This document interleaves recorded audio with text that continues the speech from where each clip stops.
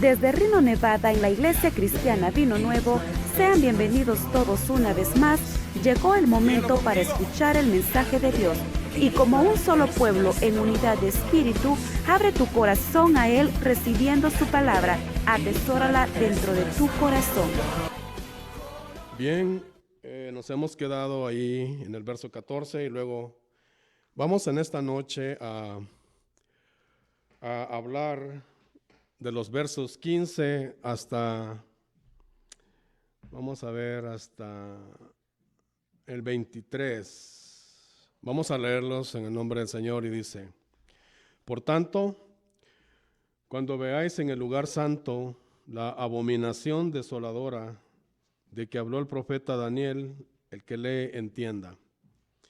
Entonces los que estén en Judea huyan a los montes, el que esté en la azotea no descienda para tomar algo de su casa, y el que esté en el campo no vuelva atrás para tomar su capa.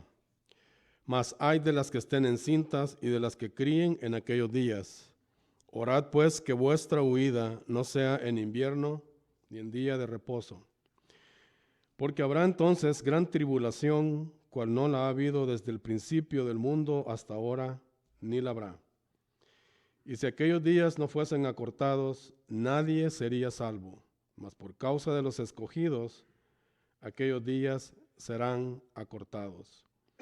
Entonces, si algunos dijere, mirad aquí está el Cristo, o mirad ahí está, no lo creáis. Bien, en esta noche entramos a una de las partes más críticas. Vamos a decir que se ha discutido mucho sobre este tema. Y esa es sobre de lo que habló aquí el Señor Jesucristo, la abominación de la desolación. En primer lugar, hermanos, quiero que ustedes comprendan algo. Hay veces que la profecía tiene un cumplimiento como que si ese cumplimiento fuera exactamente lo que está pasando. Mientras que podemos ver el cumplimiento de la palabra de Dios tal vez en lo lejano de los tiempos, o sea, no ha sucedido nada igual. Si usted viera el primero y el segundo libro de los Macabeos, no lo busque en su Biblia porque no lo va a encontrar ahí. El primero y el segundo libro de los Macabeos nos habla de una historia similar a la que nosotros estamos leyendo aquí. Me refiero a uno de los reyes que salió de Seleuco, o sea, de los 4 generales de Alejandro. Este vino a ser Antíoco IV, creo. Estuvo Antíoco Epator, Antíoco Epífanes, o sea, el loco que le decían, porque se creía Dios. Este hombre, como unos 200 o 150 años de que el Señor Jesucristo apareciera en la tierra, este hombre cometió grandes atrocidades en el pueblo de Israel. Entonces, este Antíoco, así como estamos viendo aquí, causó una gran desolación en el pueblo de Israel. Este hombre, llevado por un celo y por una ambición que tenía de gobernar el territorio que él había tocado, para congraciarse con ciertos judíos que habían abandonado el pacto de Dios, este hombre sacrificó un cerdo en el lugar santo, o en el atrio, y esparció la sangre en el lugar santo, o sea, de esa manera profanando el santuario de Dios. Además de eso, en el templo de Dios puso la estatua de Zeus para causar todavía más molestia a los judíos y a todos aquellos pues de que abrazaban todavía el pacto de Dios, pues tuvieron que huir de Jerusalén. Muchos judíos huyeron, también un número bastante grande de los sacerdotes huyó al lugar que ahora conocemos como el Qumran, donde se encontraron unos rollos en el 1942, 43, por ahí así, cuando Israel tenía una guerra con sus enemigos. Unos pastores, dice, que andaban por ahí pastoreando sus cabras, pues encontraron unos rollos ahí en el Qumran. Esto fue debido a que muchos de los sacerdotes que no estuvieron de acuerdo con ese tiempo, los hombres que dieron la espalda al pacto de Dios, pues ellos se fueron para ese lado de Israel, o sea, huyeron de allí de Jerusalén, la mayoría de ellos eran sacerdotes. Y pues en su lugar nada más queda un grupo sacerdotal que pues le hace la guerra a Antíoco, el cual apareció ahí Judas Macabeo y sus hermanos. Y pues así viene la historia. Esto fue algo similar de lo que el Señor Jesucristo está hablando aquí, la abominación de desolación. Entonces, ¿por qué huyó mucha gente? Bueno, en primer lugar, porque este rey quería obligarlos a guardar las costumbres helénicas o de Grecia, a adorar otros dioses y todo eso, y sujetarse a una ley distinta a la que ellos tenían. Y debido a eso, pues muchos judíos huyeron. Aquí el Señor habla otra vez de la abominación de la desolación. Muchos han pensado, o muchos dicen, que a lo que aquí se refiere, pues es, digamos, un segundo movimiento como el que hizo Antíoco. Muchos dicen de que esto pasó lo que pasó con Tito cuando destruyó el templo. Bueno, es que Tito no llegó a poner ninguna estatua al templo. El templo fue destruido. Entonces, lógicamente, aquí se puede ver de que lo que el Señor Jesucristo, lo que está hablando aquí en conexión con otros textos, está hablando, por ejemplo, el verso 15 está conectado con el verso 21. Y el verso 21 nos habla de una gran tribulación, de que no ha pasado en el mundo, dice, hasta ahora ni la habrá, dice el Señor. Entonces, quiere decir de que esto de lo que está hablando aquí el Señor Jesucristo no ha sucedido. Entonces, para tener una idea más clara, tenemos que primeramente saber qué es abominación. Porque aquí dice el Señor, por tanto, cuando veáis en el lugar santo la abominación desoladora. Entonces, en primer lugar, nosotros tenemos que saber qué es una abominación. Y para eso, pues, la Biblia tiene muchos textos para decírnoslo. Desde el Antiguo Testamento hasta el libro del Génesis, de allá de Apocalipsis, hay textos donde podemos buscar las abominaciones que las personas y los hombres han cometido en este mundo. Por ejemplo, en Deuteronomio 29:17, si usted me acompaña ahí con su Biblia, dice la palabra en Deuteronomio 29:17, y habéis visto, dice, sus abominaciones y sus ídolos de madera y de piedra y de plata y oro que tienen consigo. O sea, aquí se está hablando específicamente de lo que las naciones hacen en cuanto a algo abominable, algo abominación. ¿Y qué es? Dice, imágenes. O sea, las imágenes es una de las cosas de las cuales Dios dice, eso es una abominación. No importa que le pongan el nombre a esa imagen, Dios dice, eso es una abominación. Entonces, también en Nehemías 9:18, vamos a ver lo que significa también una abominación desoladora. Bueno, miren lo que dice aquí este texto bíblico. En el 9:18 dice, además, cuando hicieron para sí becerro de fundición y dijeron, este es tu Dios que te hizo subir de Egipto, y cometieron grandes abominaciones. Hay otro texto que está también en Ezequiel 7:14. Dice la palabra y veamos bien la idea. Mire, desde el verso 1 en adelante. Vino a mí palabra de Jehová diciendo, tú, hijo de hombre, así ha dicho Jehová, el Señor de la tierra de Israel. El fin viene sobre los cuatro extremos de la tierra. Ahora será el fin sobre ti, y enviaré sobre ti mi furor, y te juzgaré según tus caminos, y pondré sobre ti tus abominaciones. Y mi ojo no te perdonará, ni tendré misericordia. Antes pondré sobre ti tus caminos, y en medio de ti serán tus abominaciones, y sabréis que yo soy Jehová. Entonces, aquí nosotros podemos ver de que si el Señor Jesucristo se refiere a una abominación,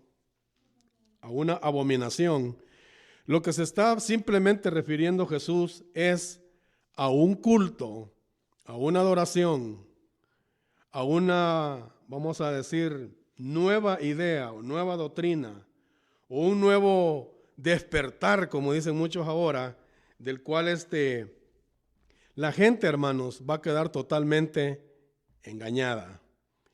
La abominación está en relación a un culto totalmente pagano, a un culto total desconocido que el pueblo de Dios nunca lo haya visto. Por eso dice que esta abominación causará que Jerusalén mayor prácticamente y el territorio de Judea quede totalmente desolado. Aquí hay varias cosas que nosotros podemos aprender. Entonces esto es en cuanto a abominación desoladora, o sea, en cuanto a lo que se refiere a lo que es la abominación en sí. Un culto totalmente fuera de lo que es o nosotros conocemos al Dios de Abraham, Isaac y Jacob. Jehová o Yahweh o Adonai o Elohim, como lo conozcan, ese es el Dios que nosotros adoramos y bendecimos su nombre. Lo interesante de este asunto aquí es que el Señor Jesucristo le dice a esta gente, cuando veáis, les dice, ver, o sea, ser testigos prácticamente, de que la abominación haya sido puesto en el lugar santo y donde no tiene que estar tampoco. Y dice que de esta abominación de la desolación habló el profeta Daniel. Daniel fue el que más habló de esta doctrina. Por ejemplo, en Daniel 9:27, en Daniel 11:21 y en Daniel 12:11, nosotros podemos ver lo que el Señor se estaba refiriendo aquí. Por ejemplo, en Daniel 9:27 dice la palabra, y por otra semana confirmará el pacto con muchos, a la mitad de la semana hará cesar el sacrificio y la ofrenda. Después con la muchedumbre de las abominaciones vendrá el desolador hasta que venga la consumación y lo que está determinado se derrame sobre el desolador. Eso dice aquí en este versículo. Mire en el verso 31, en el capítulo 11. Y se levantará de su parte, dice, tropas que profanarán el santuario y la fortaleza y quitarán el continuo sacrificio y pondrán la abominación de desolación o desoladora. En el capítulo 12, en el verso 11 también dice, y desde el tiempo que se ha quitado el continuo sacrificio hasta la abominación desoladora, habrá 1290 días, o sea, prácticamente 42 meses, creo, si no me equivoco, 3 años y medio. Entonces, eso es lo que va a haber de tiempo. Entonces, yo quiero que usted ponga atención. Cuando la Biblia habla de la abominación desoladora en el profeta Daniel, siempre está hablando en un contexto de guerra. Está hablando en un contexto de idolatría. Está hablando en un contexto de que el pacto de Dios está siendo puesto en prueba. De que los creyentes o los que tienen fe en Dios están siendo totalmente probados. Y siempre el texto está mire, fíjese bien en el texto de esto de la abominación desoladora. ¿Por qué? Porque siempre está en relación con el continuo sacrificio. Por ahí hay una, ¿cómo llamarle? Si secta, iglesia o cómo le diríamos. Pero bueno, hay mejor voy a decir, un grupo numeroso en el mundo de que ellos dicen de que lo que se refiere aquí al continuo sacrificio es tal vez con esto ustedes van a saber a qué me refiero, a la Eucaristía, que desde que se dio inicio, dicen, eso no ha parado, y a eso ellos le llaman el continuo sacrificio, porque lo que se hace supuestamente en la mesa, que se santifica el pan y se santifica la copa, ellos dicen de que ese es el sacrificio, y en la sacralización, como se diga, pues el pan se convierte en la carne y el vino en la sangre del Señor, y dicen que ese es el continuo sacrificio que en este tiempo va a ser quitado. Muchos de los que apoyan o de los que se congregan en este grupo muy numeroso, dicen de que eso se vio por primera vez cuando las iglesias fueron cerradas en este tiempo. El continuo sacrificio fue totalmente también quitado. Si ustedes no han oído las noticias de Europa, el gobierno de Francia, comandado por este señor Emmanuel Macron, dijo: cierren totalmente las iglesias y no las vuelvan a abrir jamás. Eso fue lo que se dijo en Francia. Y si eso se está diciendo en Francia, ¿usted cree que no se puede llegar a decir también aquí? y en toda Hispanoamérica hay para abajo, pero bueno, eso es lo que se está diciendo. Los truenos desde lejos se están oyendo ya. Lo que viene, hermanos, yo se los he dicho a ustedes, es algo terrible. Si ustedes lo quieren creer, bueno, créanlo, y si no, pues el tiempo lo va a decidir. Entonces, fíjense de que esta abominación de desolación, como les digo, siempre está en armonía con el continuo sacrificio quitado. Aquí cuando el Señor Jesucristo estaba diciendo estas profecías, todavía Israel sacrificaba becerros, sacrificaba animales a Dios, tenían el continuo sacrificio, hasta que viene Tito en el año 70, como ya hemos hablado muchas veces de eso, bota el santuario, derriba todo eso y pues se acabó el continuo sacrificio, los judíos son esparcidos, pero de lo que el Señor Jesucristo está hablando aquí, está hablando de un tiempo venidero, de un tiempo prácticamente más lejano de lo que se estaba hablando totalmente del año 70, cuando Tito bota el santuario. Porque como les digo, el contexto de este texto está metido entre el tiempo del fin, en el tiempo donde viene una gran tribulación, dice, la cual nunca ha habido ni la habrá desde los días que existe hombre en la tierra.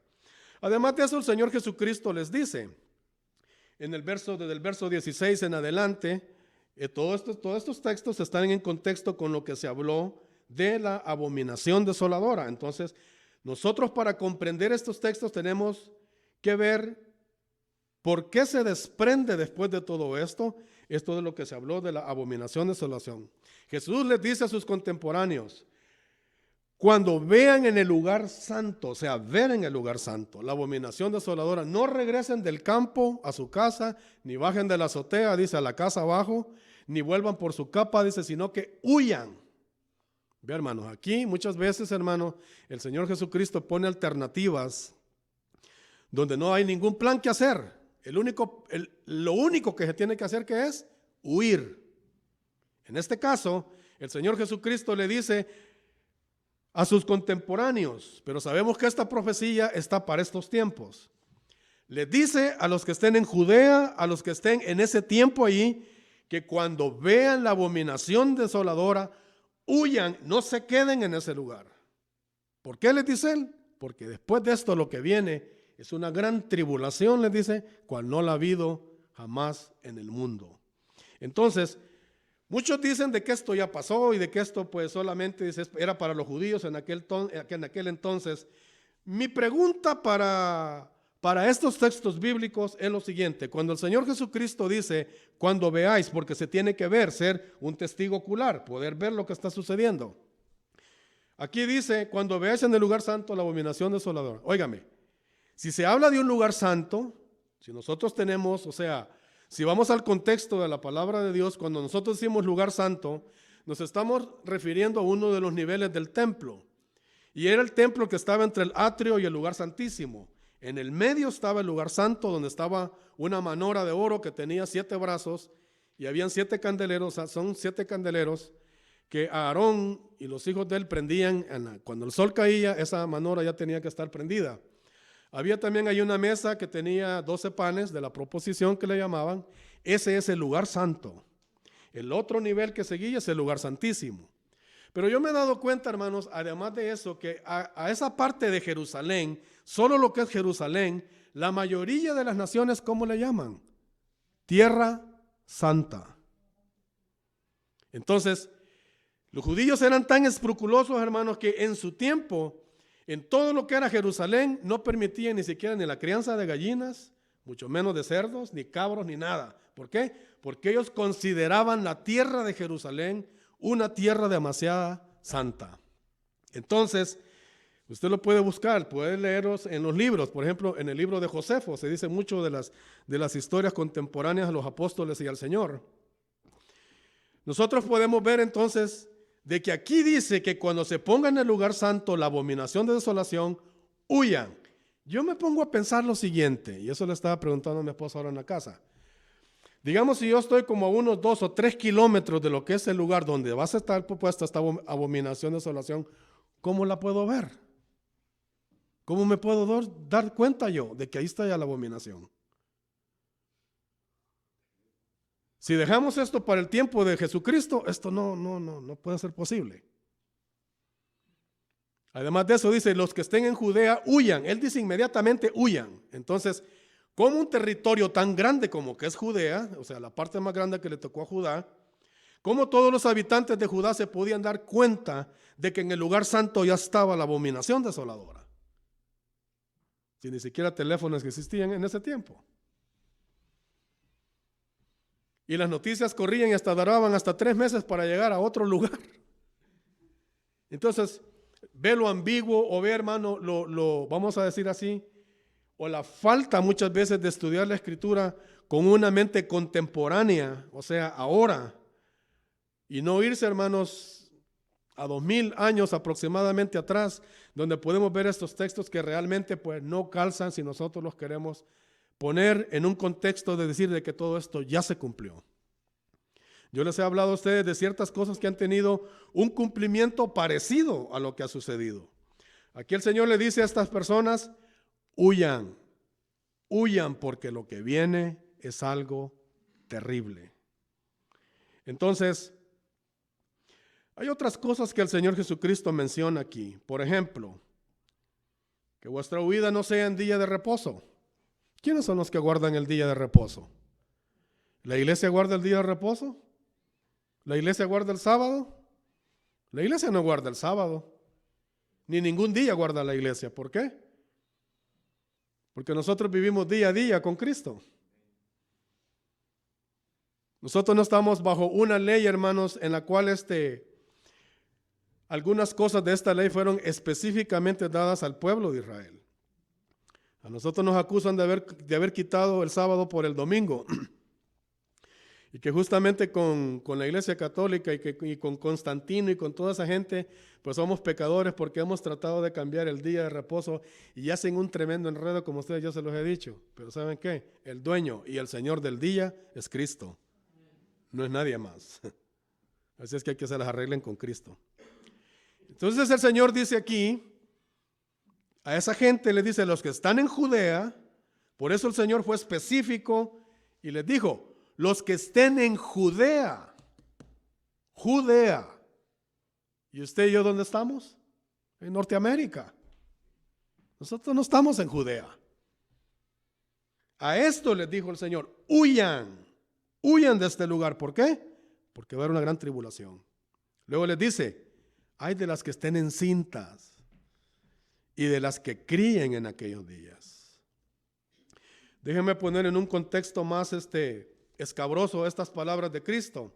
Antiguamente, cuando los reyes, mayormente los de Oriente, allá viendo para el lado de Irán, Pakistán y todos esos, buscando el Oriente lejano, cuando venían esos reyes a atacar las ciudades o a atacar muchos de los pueblos que ellos querían conquistar, muchas de la gente se iban y se metían a la ciudad porque las ciudades tenían elevadas y grandes murallas. Y mire, cada muralla era más grueso que estas paredes.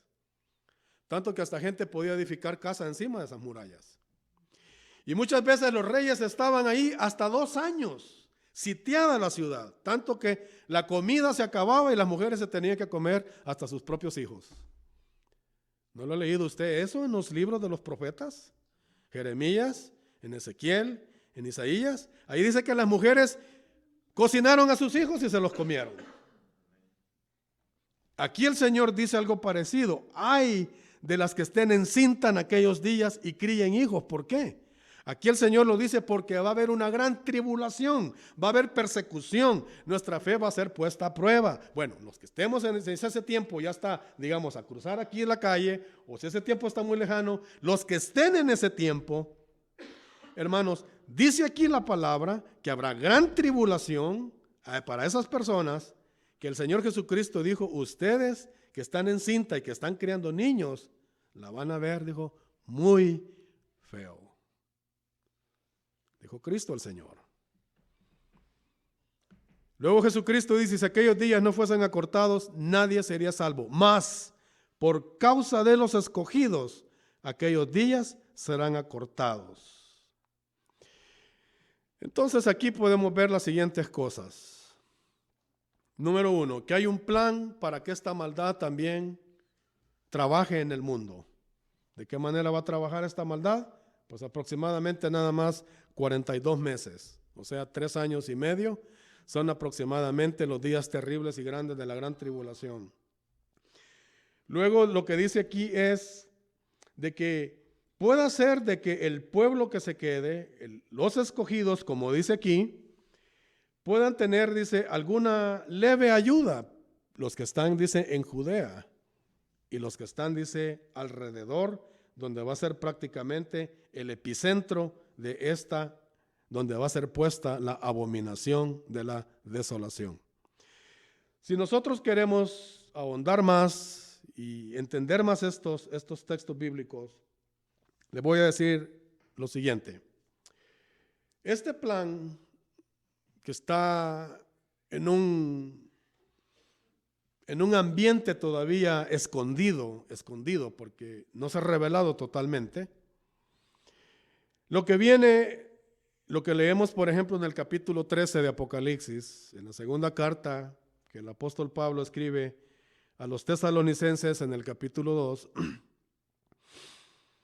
lo que leemos en el capítulo 11 también, en el capítulo 7 de Daniel y en muchos otros textos bíblicos donde se habla de un cuerno pequeño o de un hombre que ha de venir también, que será, que le llaman el hombre de pecado, el hijo de perdición.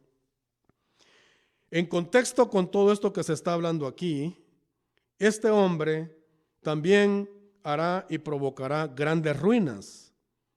Entonces aquí se habla y se pone en contexto desde ya, sin mencionarlo a él. Yo lo he traído a contexto aquí para que usted tenga una idea un poco más clara, porque de lo que se habla aquí, como les dije, es de una abominación desoladora. O sea, de un culto a algo que no tiene ninguna relación con Dios, que puede ser una imagen como no puede ser una imagen, que puede ser un hombre de carne y huesos como usted lo ve, como nosotros, como no puede ser también uno. Porque acuérdese, los muchos textos que hablan la Biblia en relación con esta tribulación. La bestia que sale de la tierra también levanta una imagen que tiene capacidad de hablar, de discernir, de conocer y de mandar a matar a quien se le pegue en gana. Y esa bestia va a estar, y esa imagen va a estar operando casualmente también en este tiempo.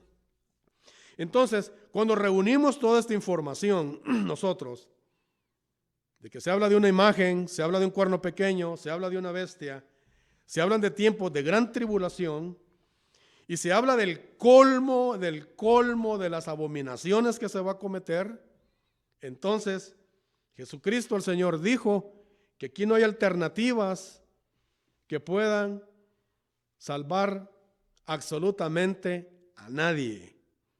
La única alternativa que les dio los de Judea fue: huyan de aquí, porque las cosas se van a poner feas. Eso fue lo que dijo el Señor Jesucristo.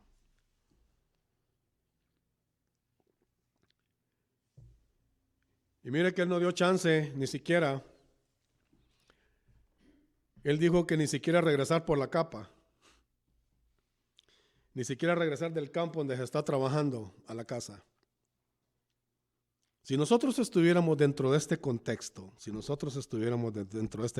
bíblico, mi pregunta es la siguiente, porque nosotros ya hemos visto que lo que sucede en Europa viene a redundar en lo que es toda América también, y los otros países caribeños que conocemos, y los demás países. Si nosotros estuviéramos dentro de este contexto, ¿usted se ha preguntado hacia dónde huir? ¿Hacia dónde huir?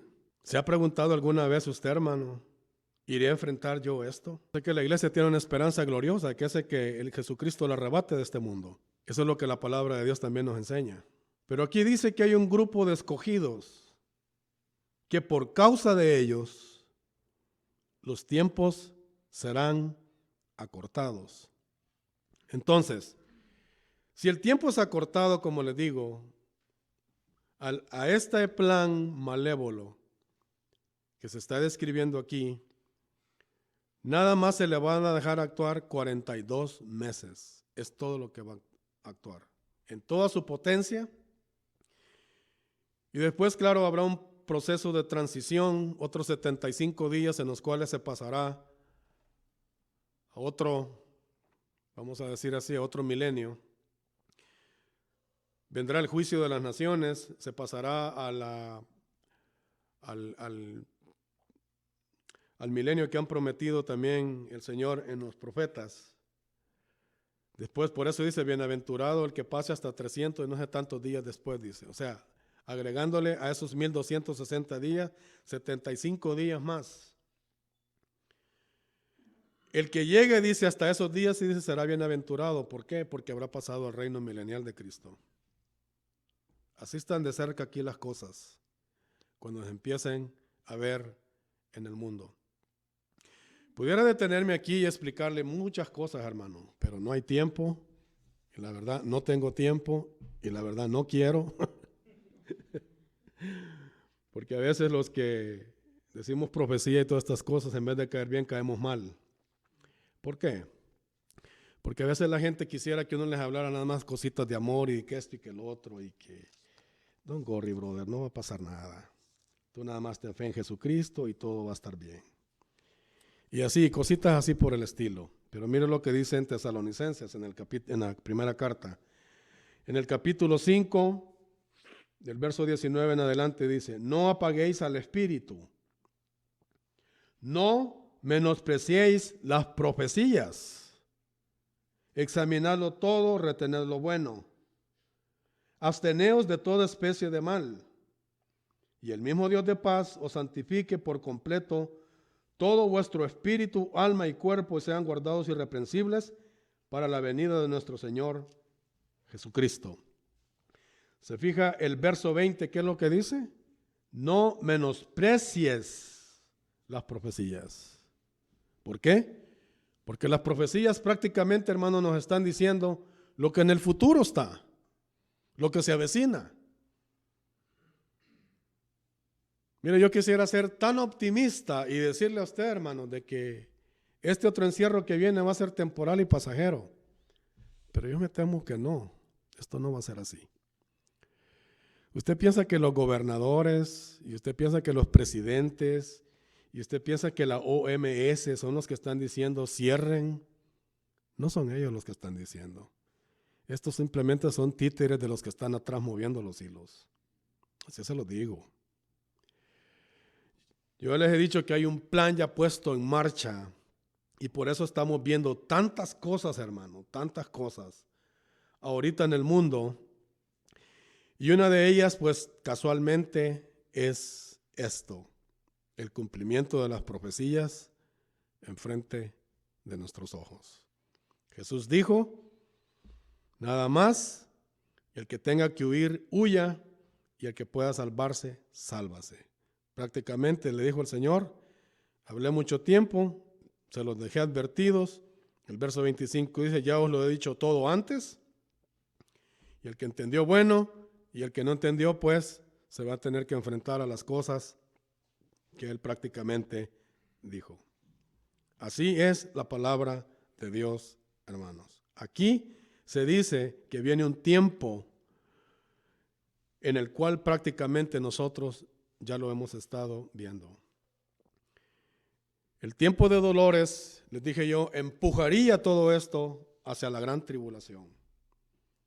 De la gran tribulación se pasa al milenio de Jesucristo. Usted ve, antes de llegar a la abominación de desolación, ¿qué es lo que iba a haber? El amor de muchos se iba a enfriar, la gente aborreciéndose unos a otros. Dígame, ¿no está ese odio ahorita casualmente en el mundo? ¿Cuándo se había visto pegarle fuego a un parlamento? Miren en Guatemala lo que está pasando.